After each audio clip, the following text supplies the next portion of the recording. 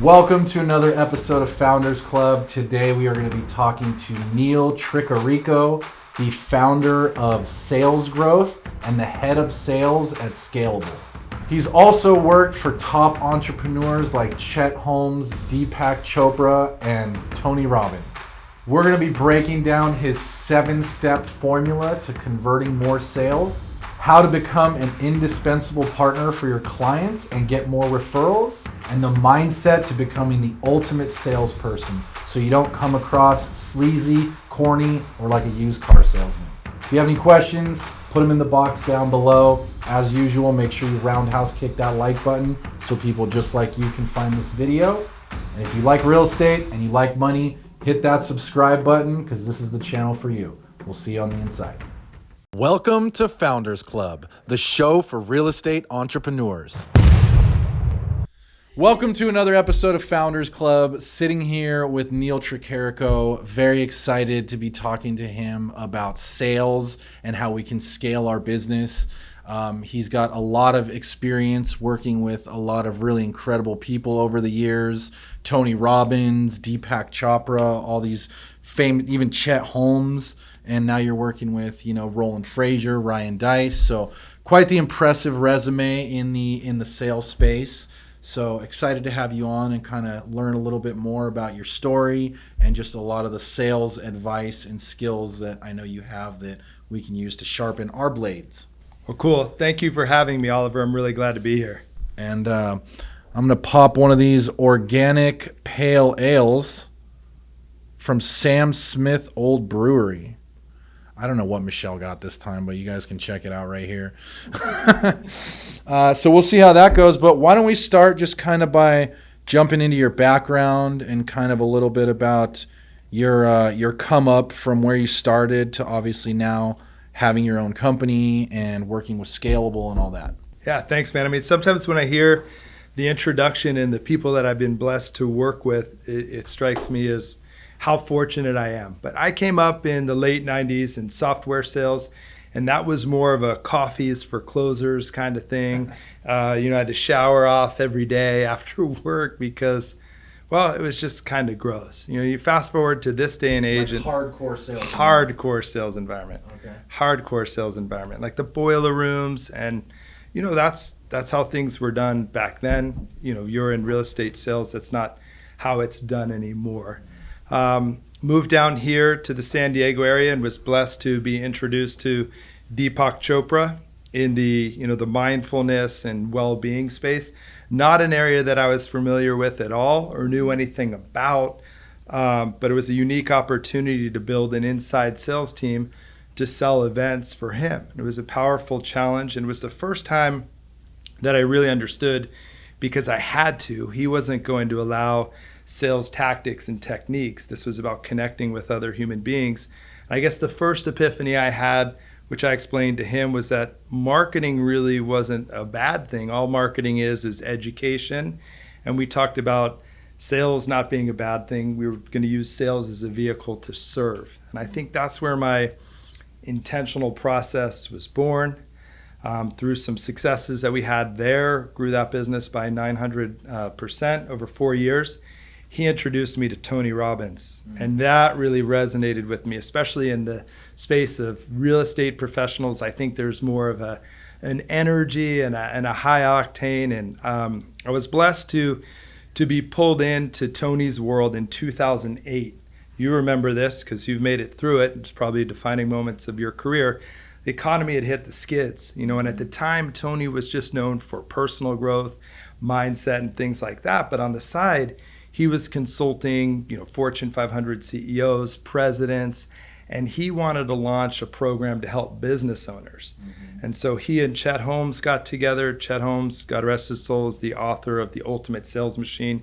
If you haven't read it, it's a must. Yeah, it's a must. A must, yeah. Right? And they came together and built an event that summer called the Ultimate Business Mastery Summit. And it was supposed to be a one-time business event, but it was so successful and so impactful during that time that a business unit was formed out of it. And I was blessed to be the director of sales for that. It became a big business unit for us. And that's under Tony Robbins. Yeah. So initially it was a separate brand that it was a Chet Holmes and Tony Robbins company. But sadly, when Chet passed away, it came in under the Tony Robbins brand and became part of the more well-known brand. And I had an opportunity to be on his executive team, lead 6 of his sales teams. All of my approaches born out of my experience with them. I love that. Yeah, and I want to jump into that process that you use for selling, because I think that's really awesome, and I think we can take away a lot from that. So from those days, like as a salesperson to starting your own business, what was that like, and what kind of is the direction on that now?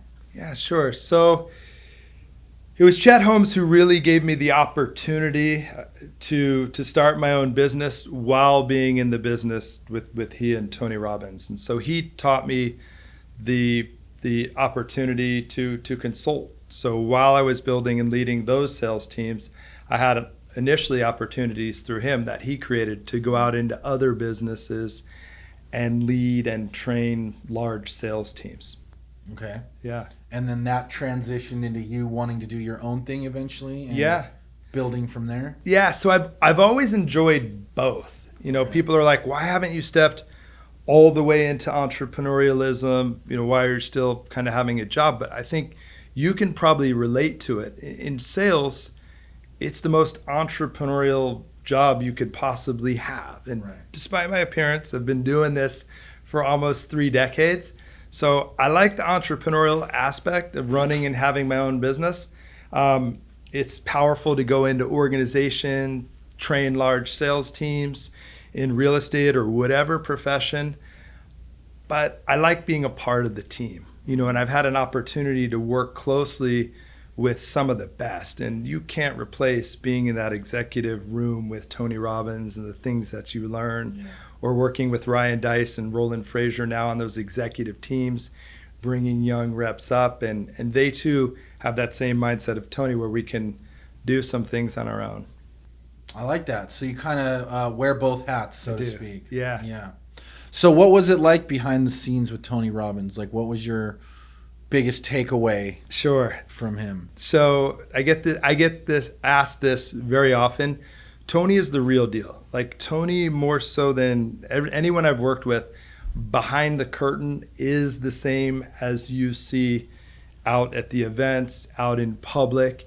He demands high performance, right? I mean, he'd rather have you do something, take action, make a decision, even if you're wrong, because we can take other action to be right. Mm-hmm. So I think that the man that I've become today, the leader, is due in large part to a lot of different influences. With Tony, the one-on-ones, I mean, he is super present with you. So there could be a large group around, but if he's in a large group, but he's with you, that presence like we have right now, that eye contact, and even in those executive meetings that we had, he had this way about you. He was very hard on the problem, but not hard on the person. So if results weren't achieved, it wasn't about the individual. There might have been a lot of energy and emotion, but it was not directed towards the individual. So I think so much of my growth and my leadership capabilities came from that, to realize it's not about the individual, but understanding where did this break down? How can we take massive action and fix it? I love that. I like a couple things you said there, but I like that it's not the individual, it's the problem and the result, right, that we're trying to get. So how does he keep everyone together on that and moving forward in the same direction? Well, it's I don't know how to describe it. There's an energy, there's a force field. There's no one else like him on the planet. But it starts with singleness of purpose. So he gets alignment around an outcome, around a result, and everything that anybody's working on, whether it's individually or collectively, starts with that result or outcome in mind, and then we're working back to it. Yeah, I like that. And he's not too hard on the people, he's hard on the problem. Yeah, exactly. So it's crazy. I've had some, in the events, they're called interventions. And one-on-one, I would call it like a coaching. And I would get off, I had a few of those over the years, and I'd get off the call and I would say to my wife, I'm like, my God, I feel like I just got like yelled at, but I've learned and grown so much. So again, the passion is around the problem, and the questions that he would ask or help you understand the emotion behind it was super powerful. So you felt like, wow, that was super intense, but like he cared. I mean, that's what always came across is the level and depth of which he cared. How does that come through? Because I think for those of us that like run teams and run businesses, when you get mad about something, you just want to like yell and flip tables. But how does he make it more constructive than that? Like, what's his approach like? Yeah, well, great question. So he would be prone to yelling and maybe flipping tables, but it was very clear like that was his piece way to get the emotion out. But when it was time to really dive into what happened, it was breaking down the steps that were taken, and more specifically the decisions that were being made, and constantly asking questions. So never about making you wrong or telling you didn't do something right, and far from demeaning in any way. So there was intensity. You knew you screwed up, but the care with which he unlocked what really needed to be figured out was amazingly powerful. That's cool. Yeah, that's a great learning lesson. Yeah. I got to try some of that. Yeah. So you worked in the hardcore sales environment. You worked with some of these top gurus. Like, when did you know that sales was a gift or a talent or whatever? Because clearly you have something that attracts you to that world, where I think some people are still very like, ooh, sales is like a dirty word type thing. Yeah. It's the latter part of what you just said really was probably the underlying emotion that I felt maybe in the first 10 years of my career. I didn't grow up wanting to be in sales. I thought I wanted to be an attorney. I made a good decision to leave that profession, nothing against attorneys. But the first 10 years or so of my career, I was really that reluctant salesperson. I didn't want to be that sales guy. It had a stigma to it. And it was only when I realized that, I think when I really had to win over Deepak, that it became clear to me that sales is a service.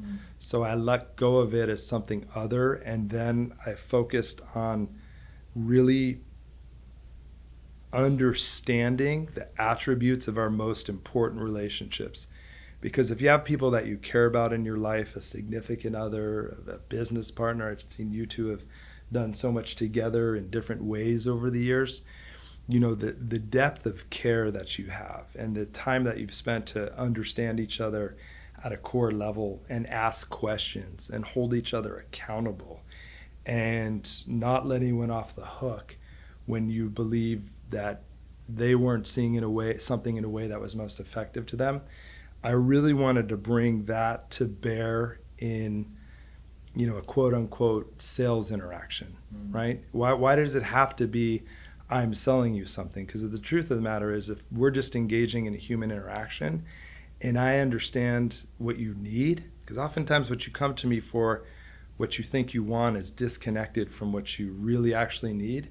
But if I can uncover what you really actually need, I have a moral obligation to let you know if my product or service doesn't serve that, well, there's no point in having a further conversation. But if my product or service does have it, then the same applies. I have a moral obligation, as if you were my wife or my business partner, to help you connect the dots with the result or outcome of how enrolling for that program, buying that house, whatever it is, meets those most important outcomes. And that's the last 20 years, that passion, that connecting human relationship with, quote unquote sales, or just removing it, not making it an other anymore. It's not the relationships. It's not like now I am going to learn sales skills and sell you. It's actually to remove all that. No one wants that anymore anyways.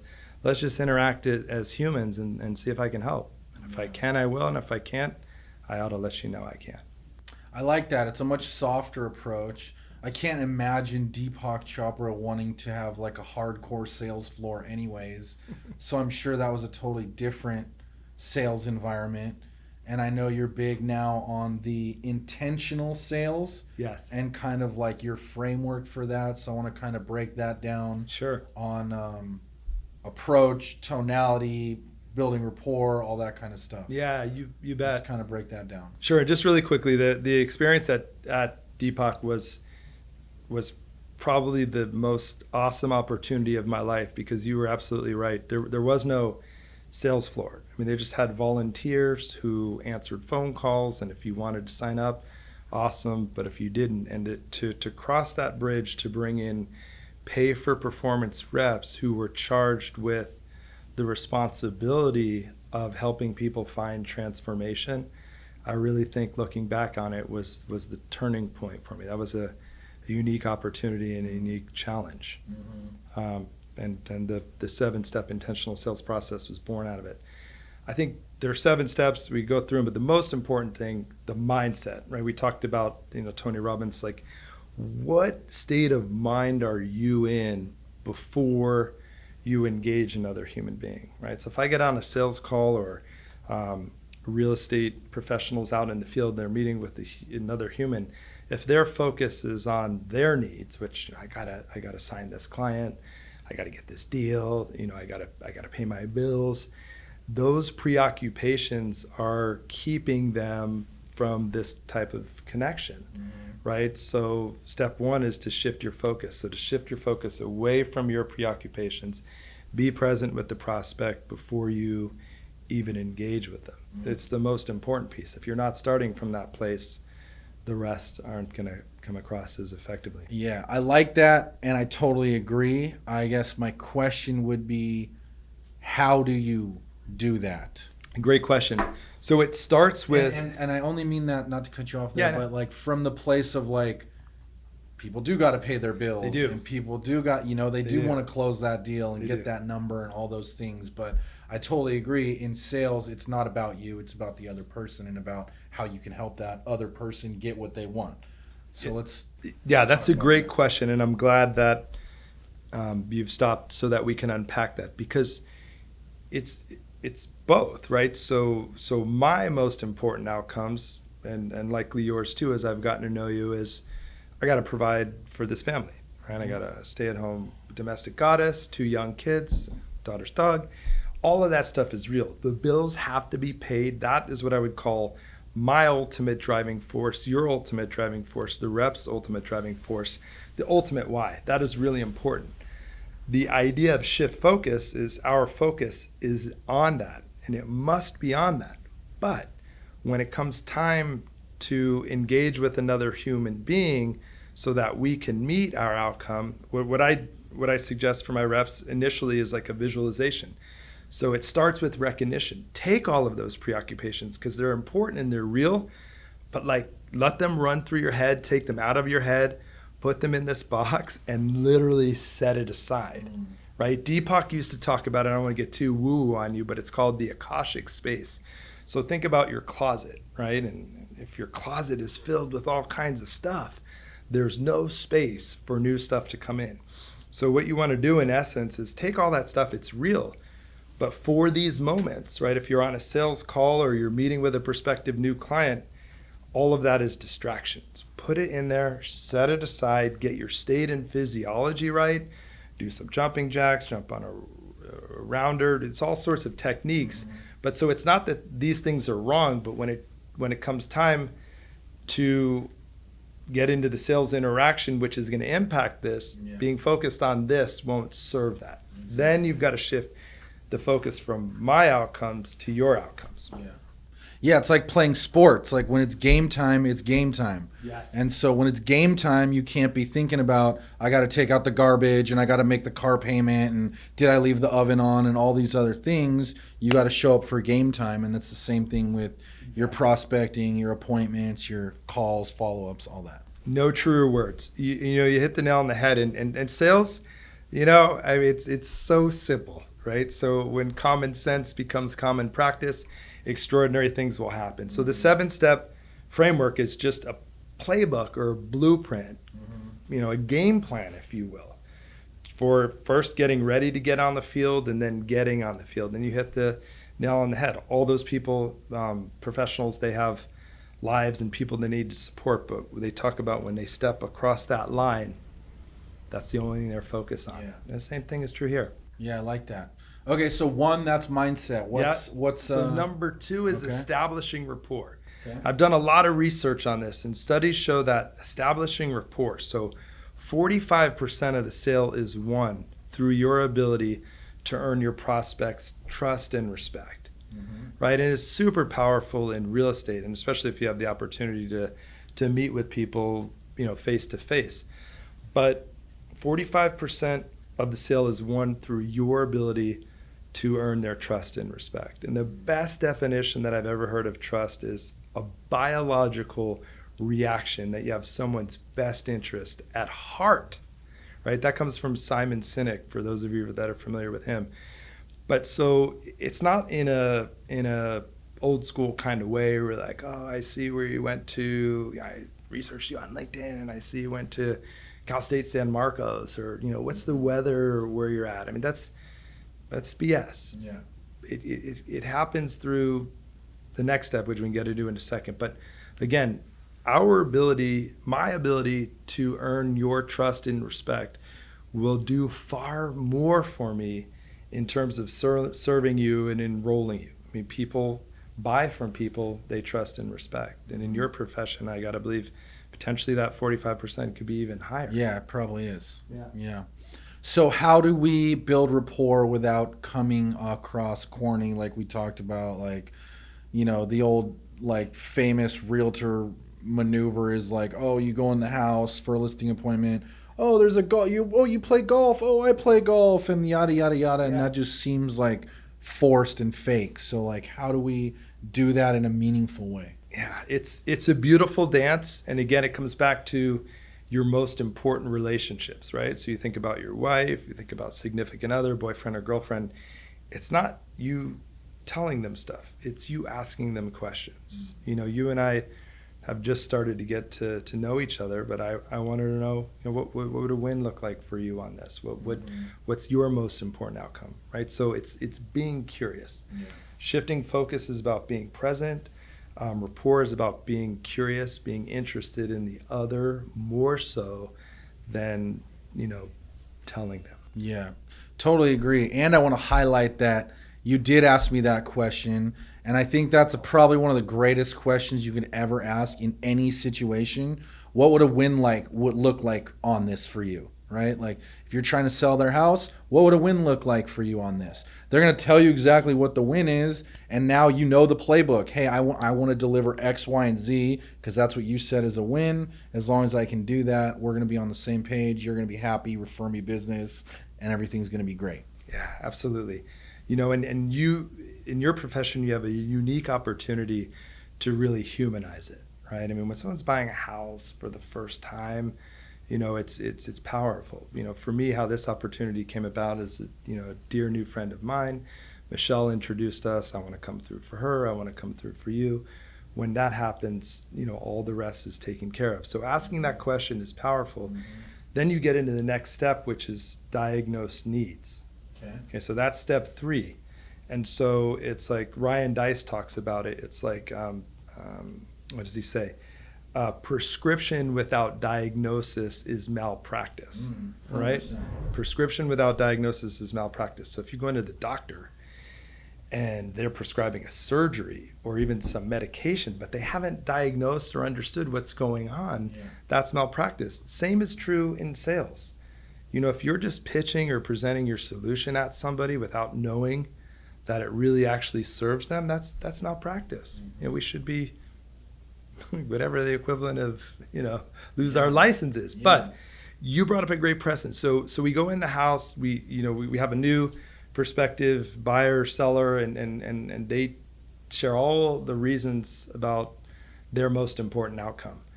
But the value of diagnose needs is then we've got to go deeper. Mm-hmm. Why is that important to you? Mm-hmm. Who else does that impact? Right? So you shared with me, the outcomes for the podcast, and it's to serve your audience at the greatest of levels, adding value to them. So, you shared with me what we're going to do and what a good outcome looks like. But then for you and for anyone in sales or any service or even in relationships, Diagnose Needs is the next 25%. So imagine 70%, and probably in real estate, even more than 70% of the sale is won through your ability to earn their trust and respect, to execute a questioning strategy that transcends what they want, which is a nice house in a nice area. But the why, I want to raise my children here. I want to be close to my in-laws. I want them to grow up around their grandparents. Now we're getting down to some emotional things that are going to cause people to take action more effectively. Yeah, it helps you understand exactly what they're looking for. And then now you can roll that right back into your sales process. Like, oh, don't forget, this house has a park down the street because your kid loves to ride his bike or whatever. You guys like to go skateboarding together, and there's a skate park over here. And so now you can kind of connect the dots. And I also like what you said about the malpractice thing, because I think that the doctor example is a perfect example. Like if you went and you had a lump in your whatever chest and he just poked it one time and said, all right, let me give you some medicine, go away. That would be far less effective than him coming in and asking, how long's it been there? What does it feel like? How big is it? Has it always been, and really understanding. Obviously, like the end goal is I want this lump to go away, but understanding where it came from and what it is and why it's there is as important as just making it go away, because now you'll know how to make it go away most effectively. Yeah, true that. No truer words. Cool. So let's keep going. So we've built rapport. We've done the questions so we understand exactly what they need. And I just got to share with you, Oliver, I just got goosebumps because, it's not rocket science, but obviously you are massively successful in this industry because you get it. So I haven't come up with some silver bullet or some magical thing. These approaches exist in nature. So you just said, that's really important, because when we ask those questions and we get to the depth, and then you said we can go back and connect the dots. Mm-hmm. So that's the transition to step 4, which is to build value. Mm-hmm. Okay, so in old school sales, that would be your pitch or your presentation. Now I'm going to pitch, and I'm going to give you, features and benefits. But so you hit the nail on the head, because step 4 is build value. And that's where you go back and you connect the dots, not of the features, but of the results that are achieved through your program, product, or service, tied back to their most important outcomes. Mm-hmm. So we go back and connect the dots, and the park is down the street because you want that. That's when the magic happens. Mm-hmm. That's the turn. Right. So if I could show you how we could find a house with the park that's near your parents and it has the pool and the ocean view, would you be interested in how we could work together? Mm-hmm. Right. Or so when I'm training reps on high ticket consultative sales, I'm curious if we can help you solve for A, B, and C, your biggest challenges, your what, resulting in your why, transformed life, increased profit, more connection with your wife. Would you be interested in what I have to offer? And then you connect the dots. You don't pitch at them, not some deck or presentation or bullets, but you've got to associate the value that you bring, connecting those dots back to their most important outcomes. Right. Keeping it all about them. All about them. Yeah. Like if they, back to that example, if they talk about wanting to throw parties for their kids, imagine what it would be like in this backyard when you have all the family over and there's kids playing everywhere, and kind of like getting them to see it before they can buy it is, I think, also really critical. Yeah, it's future pacing, right? I mean, and it's that, and if we're getting technical on it, it's the as if frame. Imagine as if you're in here. The kids are diving in the pool. They're running to the park. Grandma's walking over from her house. Mm-hmm. Yeah. Smell the cookies in the oven. Okay, cool. So let's keep going. Yeah. What's next? Yeah. So I mean, I'm going to borrow it if you don't mind. Like I forgot, I've gotten away from connect the dots. It's like I was saying a line time, but Connecting the dots to build value. And imagine, if you will, it's this like pyramid, but it's upside down. So shift focus is widened across the top. Establishing rapport, diagnosing needs. So now we build value. We've presented our solution. Okay, so step 5 is to create buy-in. Create buy-in is my most favorite step of all, because this is where the prospect or client articulates back to you why they must move forward. So they need to articulate why there's value worth investing in. Why should I go forward with you? So, name, after everything we've gone through, I'm curious, why should we move forward on this together, right? Or when we're doing high ticket sales and now we've built value around the program or service and we've connected all of those dots and we've shown them how by participating in investing their time, their dollars, their emotions into this, when they can articulate back to you why they're going to do it, why they must do it now, it's a magnitude greater than you telling them, right? And when they do, there's no closing. You have enrollment. Great, let's get started. Here's how our next steps work. I like that. So what about at that stage if you're sensing resistance? Yeah, great question. So there's only 2 ways to go from that. You can never ask a question like, why is this something you must do now, right, without feeling really certain that you two have outcomes that you've mutually agreed on together. So it's another important part of creating buy-in, is that they're your most important outcomes, but we've mutually agreed that we can do this together. So what oftentimes happen is, in the best case scenario, they say, yes, here's why I must move forward. You have enrollment. Second best is, well, I'm ready to move forward. This makes a lot of sense, but I have some questions. Do you have a payment plan, or how does this work specifically? And then the third scenario would be, well, they object. It's too expensive. I don't have the time. I need to check with my spouse, or whatever the objections are. So step 6 is to overcome objections. And this is really important, but objection handling, it's no longer about stacking these one-liners and sparring. There's nothing that will break rapport more. But then it's just acknowledging, understand, okay, so help me understand, if we're able to solve that, would you be willing to move forward? Right? They're like, yes, or no, I still have this question. Okay, so help me understand, if we're able to solve that, would you be willing to move forward? So you want to get all the objections out on the table. And then it's the same sort of mindset. It's not overcoming them. It's not filling that space. In fact, the more you pause here and let them speak, they're going to share with you what they're looking to hunt or solve for. And the first to fill that space is, you want it to be them. But if it's not them, then you got to go back to questions. Well, help me understand, is the real issue money, or we're not seeing how the investment in this is going to generate a multiplier for you? Let's go back. So it's really important when you have objections that you not engage on them, but you seek to go even deeper. Yeah.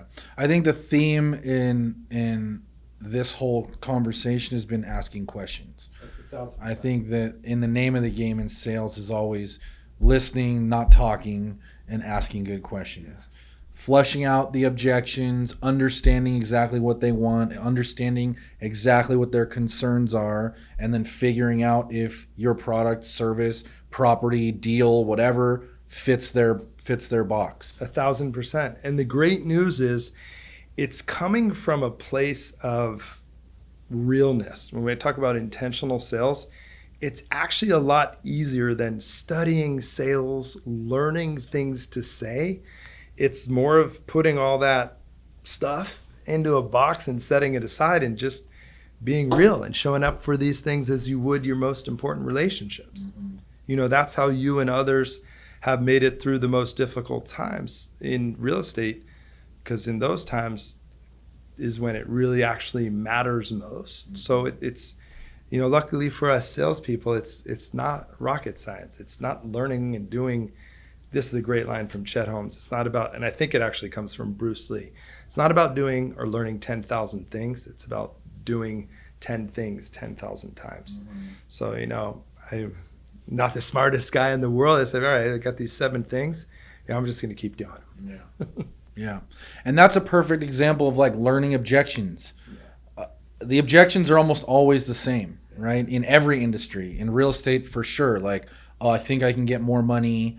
I want to wait till the market goes up, goes down, goes sideways, whatever. I have a friend in the business, right? Like all these other things. And if you just, and we've talked about this a lot in the past, but if you just script out those 7 objections that you hear the most and come up with some reasonable objection handlers and have those ready to go, back to the doing the 10 things 10,000 times, then when those things come up, you're just going to be like, yeah, I can totally appreciate that you have a friend in the business, but da-da-da-da-da-da. Yeah, or ask them, like, hey, like the market going up, down, sideways. So I understand you must have some reason for sharing that. Do you mind if I ask what it is? Right? So just real soft, but you're asking the question. You're putting the responsibility back on them, even though I may know if I'm telling you it's less effective than you sharing with me. Right. So, Oliver, I'm curious. You must have some reason for sharing that. Do you mind if I ask what it is? Quiet, listen. Right, then you have something to really actually work with as opposed to handling objections, right? Then it creates, it's a boxing match. No one wants to be sold like that anymore. Yeah, haven't for some time. Yeah, totally agree. Was that? I think that was all 7, right? Well, so the great news is, the last step is step 7, which is enrollment. So there's no closing in this. There's enrollment. So after you've gone through that process, you've answered their questions, you've handled the objections, then it's just go back. So what else do you need to know, or are you ready to move forward, or why is this now something we should move forward with? Then you have enrollment. There it is. Very cool. I love that. I love that whole process. I think that's easy. I think it makes sense. Like you said, it's not rocket science. It's just doing it. Right. So what about, I think this is something I saw that you've talked about in the past, but becoming an indispensable partner to your clients. Oh yeah, that's some of the Talk to me about that. The best work that I've done. So there's a lesser known mentor in my life that you should definitely look up, especially if you have large executive teams. So a gentleman by the name of Steve Lashansky, that's his approach in technology, and I've just been blessed with the opportunity to go into larger organizations. We do a lot of work with Fortune 500 companies, and it's around executive leadership, right? And so how to become an indispensable partner to your internal clients, because you've got larger teams, but it could also be used and applied to real estate, right? And I'm just going to apply that formula right now. Okay. So, Chet used to talk about this, but in real estate, and for especially as long as you've done it, like you have customers, you have clients, they're under the care and guidance of an expert, right? So an indispensable partner means you're not interested in just the transaction of buying or selling this house, right? You are their indispensable partner in real estate, right? And that's a magnitude greater than, I helped you sell your house or buy your house. Because then how often does this happen to you over the years, and people on your team, like they're coming back to you for more. You have an opportunity to add value and provide advice even in between. We were talking on the side before this about this big remodel I want to do, and my buddy is a construction guy. In this market, my wife and I made 5 offers on these houses that we wanted to remodel, and each one we thought was the one. But he came out to every house and looked at it for what we were looking to do. He's a friend of mine, but he was an indispensable partner in that he was looking at it through the lens of how we were going to build and remodel it. And I think he would have come to 15 of those, right? So now it's time to build. He's the guy. I like that.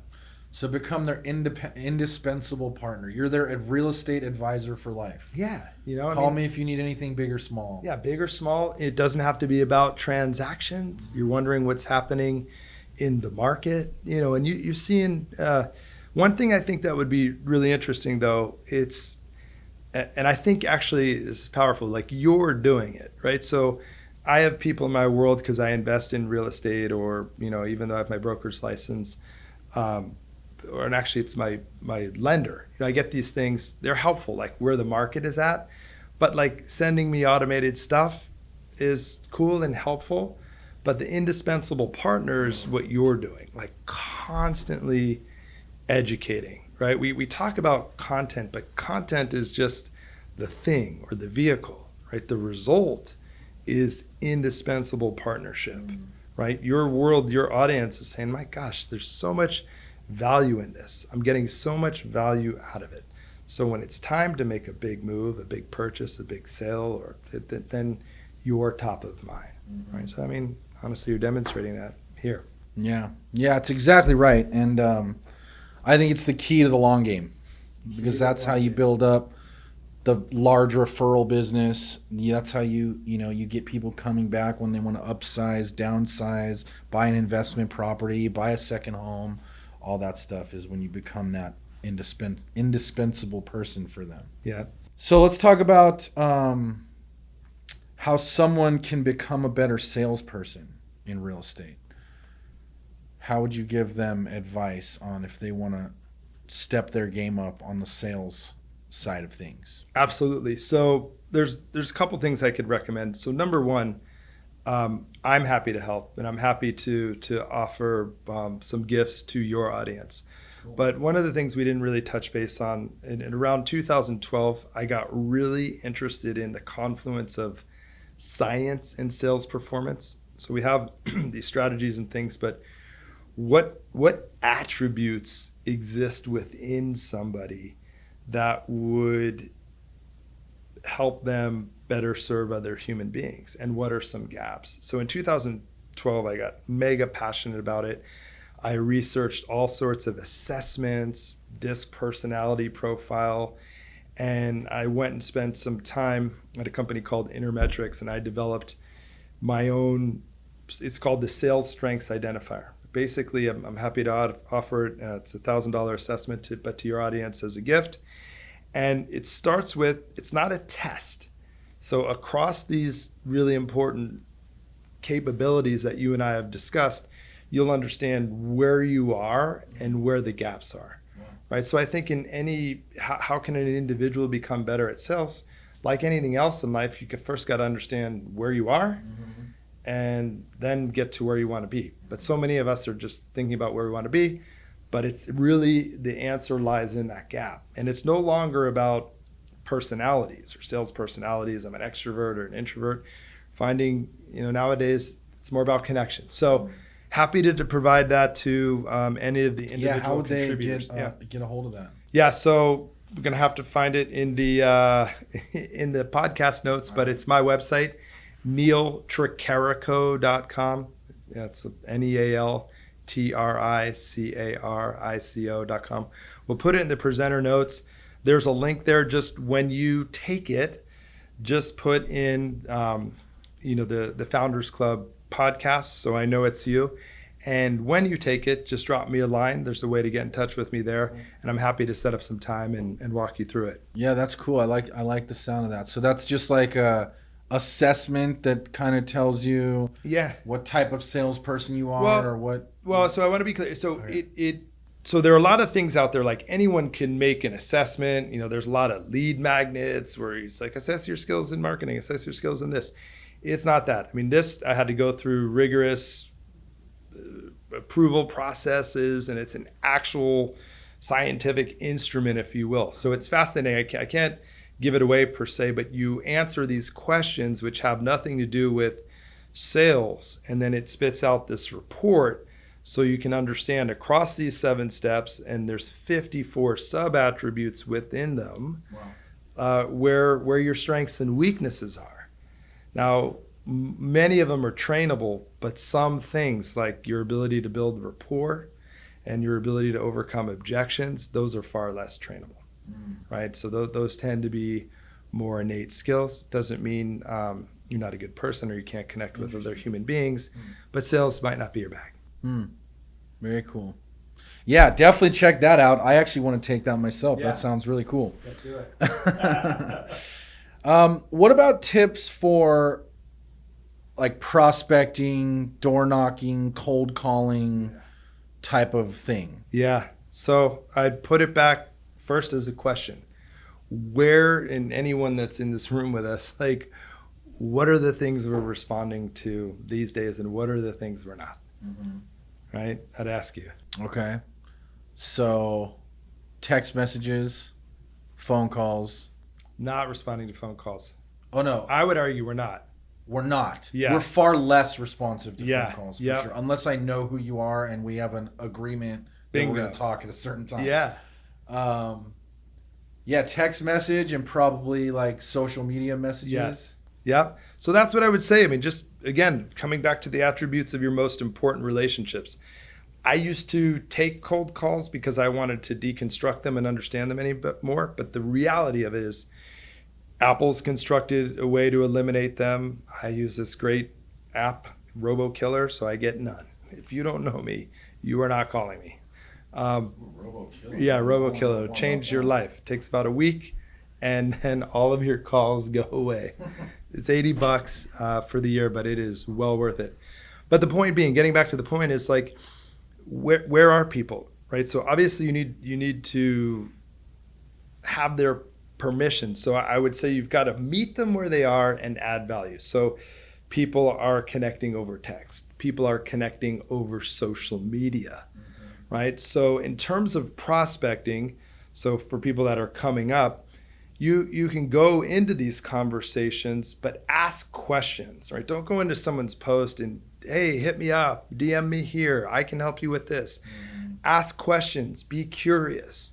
And then what I'm also finding really valuable and helpful, maybe get him on, my buddy Todd Hartley of Wirebuzz, over COVID really drilled down into the importance of video. So on my high ticket sales teams, we're doing a lot of video texting.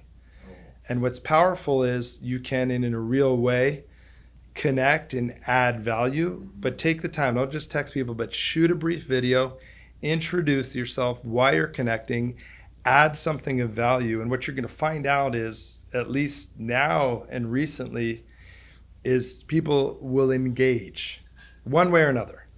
So often it's like, oh my gosh, yeah, thank you. Or I wish my sales team was reaching out this way, or I am interested. Make it really easy. Respond with some times that are good for us to connect, or click here to schedule some time with me. So even if our reps are calling, they're not leaving messages. It's a text or a video text, with permission. But then you also get a quick no, right? And a quick no is fine too, right? I mean, I understand like how many no's does it take to get to a yes, 16 and all that. But the truth of the matter is, I'd rather get 16 quick no's to open up that capacity for, 16, times. It's a multiplier of getting to those needles in the haystack. So I would say meet them where they are. It's not on the phone, and it's sure as heck not an email. So social media, text, WhatsApp, but add value. Do not say, hit me up over here, I can help you. Ask the questions. Yeah, I like that. I think the text message thing is a good point. Like if you just texted your prospects more, I think you'd probably get way better results than trying to talk to people on the phone. And then once they want to take it to that level, then it's easy to go to the phone thing. But shoot the video. You know what I mean? You're typing it anyways. And I mean, my thumbs like hardly work anymore from typing so much. Just press the thing, hold it in front of your face, be raw and sincere. Click send on that. Don't make it too, and they're going to look at that. Right, because they see that it's a video, and then you have an opportunity to connect in those physiological ways where they're just words in a text. Yeah, it's a video text is going to be almost 100% open rate. Yeah, well, yeah, exactly. Right, and even if you get a no, that's fine. Yeah, and then on the social media front, I think going into like local groups, like in around here, there's a North County group, there's a La Costa group, there's a Carlsbad group. And if you just get into all these groups, there's always people that are like, oh, I'm moving, can you help with this? Or, oh, I'm doing a garage. And if you just start engaging, and all of a sudden now you'll start getting opportunities to show up, to be where they are, to help out. And then that's how you can grow your... Exactly. Meet them where they are and add value, right? I mean, that's all you're doing here in a very focused way. And so I would just encourage, real estate professionals that are coming up, like, that's what you got to focus on first. Yes, you need to hit your quota. You need to get X number of clients, but that's your thing. Focus on it all. set it aside and then just find as many ways as you can to add value to people's lives. So when that time comes up, they're thinking of you, and it just starts popping. Yeah, I love that. Really, really good stuff. All right, just got a couple questions to wrap with. One that I like to ask everyone, or you already gave a good one, which I'm going to touch back on in a second here, but just favorite tools, apps, softwares that save you time, help you, that you love. You already mentioned Robo Killer. Yeah, Robo Killer. So talk to me about that, because I've never heard of that one. Yeah, so Richard Linder, the president of Digital Marketer, turned me onto that. It's $75. It's the best $75 you could spend. You buy it, you install it, and it screens your calls. So there's all sorts of fun, funny, or professional messages that you can put in there. So if somebody that you've met or prospect or whatever is trying to get a hold of you, it's more professional than Google. But if it's not, it bounces them, and then it quickly records them and feeds it to a database. So I think, it took 5 or 6 days, and now I get no calls. Like literally like zero. I know Apple comes with the possible scam. Like my phone doesn't ring unless it's someone I want to hear from. So the algorithms work in such a way that it nails it right away, and then it's constantly nailing it. And when it comes up for the renewal, I'm going to spend the other $70 just to not be bothered with it. Yeah. No, that sounds amazing. It's a good one. So I'll check that out. Any other? So really like? The only thing, just circling all the way back to that analogy of the game, right? So you install the game plan, you get up, you cross the line, you play the game. Then the number one thing is you got to break down the tape, right? So it's hard in real estate potentially because your reps are out on the field and they can't be videoing their interactions. But back in the day, we would record phone calls and break down the tape. Nowadays with Zoom, there's a great technology called Gong. So just like you ring the sales gong. And so with my team, every Tuesday, Wednesday, and Thursday in the evening, we break down tape, right? And that's what you're going to see. You're going to see if the person's leaning in, if they're engaged, if their arms are crossed, if they're looking away at their monitor, right? And so you're able to break down, and in our partnership with Gong, we can literally break down their effectiveness in each of the steps, what percentage of time someone's talking. So if you are doing consultative sales, you can record audio calls and video calls, Zoom, but you must be breaking down the tape. I mean, and to use the game analogy, that's the only thing that matters. Yeah. No, it makes total sense. I remember our coach, Mike Ferry, back in the day, he used to have us take a tape recorder to our listing presentations, and it was always so painful listening to them back again.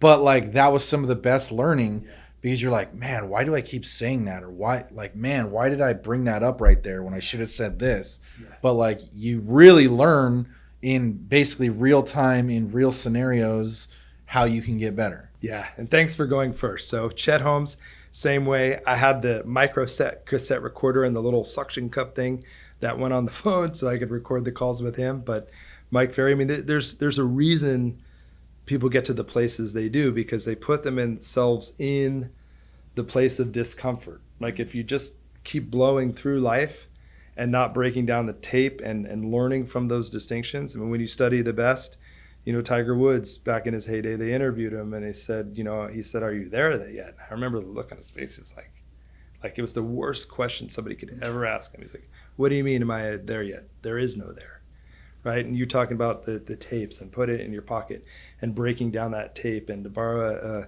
a term from my 12-year-old daughter, it's cringy. Yeah. But if you don't put Super yourself cringy. through that cringiness, you're not going to grow. You're not going to connect more next time. Yeah, it's super true. I mean, it's painful to do and it's hard to do, but it's some of the best learning you could possibly do. It's just seeing what you did wrong, where you could have done better. If you closed one, what was it that made you close one? If you didn't close one, what could you have done differently for next time? It's just great real-time feedback. It is. Very cool. So this is my, I like to ask this one at the end. We kind of already talked earlier about, I have 2 young sons. I always like to ask the guests, what would you tell them on what it takes to be successful in life? Well, yeah, here's what I tell them. I mean, you could be anything you set your heart and mind to. But what it takes is, are you willing to do the work? You know, I mean, I have a daughter who wants to become a star, and she, you know, does acting, singing, dancing, you know, but you look at like a role model of hers was Lady Gaga. Like Lady Gaga is not talking about how she just arrived. Yeah. I mean, Lady Gaga, when you really study Lady Gaga, I mean, the stuff that she went through, you know, there's no one that has had massive success that didn't struggle before they transform. Right? So you can be anything you set your heart and mind to, but you got to be willing to do the work. It's not going to be given to you. And what about when it gets hard? Well, that's when we find out, you know, what someone's made of. Yeah. Right? I mean, if you study success, no one said that it was easy. That's on their lap. Amen to that. Amen to that. Amen to that. Cheers on that note. Cheers. Really great interview. Very insightful. Stoked you came on. If you guys have any questions, put them in the box down below. We'll definitely circle back and answer those. And make sure, as always, if you like real estate and you like money, hit that subscribe button, and we'll see you on the next one.